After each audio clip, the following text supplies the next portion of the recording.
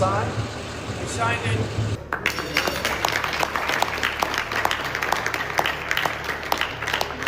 যুক্তরাষ্ট্র বুধবার ইরানের সঙ্গে সমঝোতা স্মারকের দফাগুলো প্রকাশ করেছে। এতে দেখা গেছে ইরান কখনো পারমাণবিক অস্ত্র তৈরি করবে না, নিজেদের কাছে মজুদ থাকা ইউরেনিয়ামের নিষ্পত্তি সংক্রান্ত পদক্ষেপও নেবে। অন্যদিকে যুক্তরাষ্ট্র আঞ্চলিক দেশগুলোর সঙ্গে মিলে ইরানের অর্থনীতি ও যুদ্ধে ক্ষতিগ্রস্ত কাঠামো পুনর্গঠনে সহায়তা করবে। দেশটির অর্থনীতিতে অন্তত $300 বিলিয়ন অর্থায়ন করা হবে। তবে এখনও দুই দেশ এই সমঝোতা স্মারকের আনুষ্ঠানিকভাবে স্বাক্ষর করেনি। যুক্তরাষ্ট্র আনুষ্ঠানিকভাবে প্রকাশের আগেই CNN 14 দফার একটি নথি প্রকাশ করে। এ সময় এক হোয়াইট হাউস মুখপাত্র জানান, CNN এর প্রকাশ করা শর্তের সঙ্গে আসল সমঝোতার ভাষার মিল নেই। যুক্তরাষ্ট্রের প্রকাশিত সমঝোতার নথিতে লেবানন সহ সব যুদ্ধক্ষেত্রে তাৎক্ষণিক ও স্থায়ীভাবে যুদ্ধ থামানোর কথা বলা হয়েছে।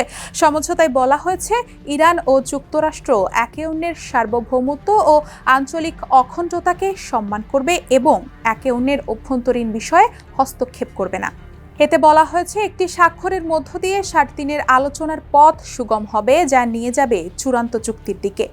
নথিতে আছে, আঞ্চলিক অংশীদারদের সঙ্গে মিলে যুক্তরাষ্ট্র ইরানের জন্য অনুকূল পরিবেশ তৈরি করবে, যা তেহরানকে ক্ষতি কাটিয়ে উঠতে সহায়তা করবে।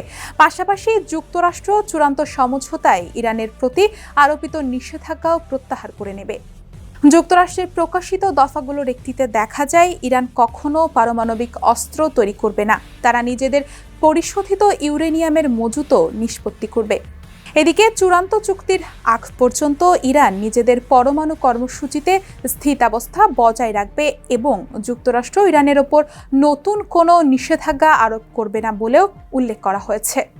এদিকে G7 নেতারা যুক্তরাষ্ট্র ইরান চুক্তিকে স্বাগত জানিয়েছে। হরমুজ প্রণালীতে জাহাজ চলাচল স্বাভাবিক করার ক্ষেত্রে সহায়তা করার প্রস্তাবও দিয়েছেন।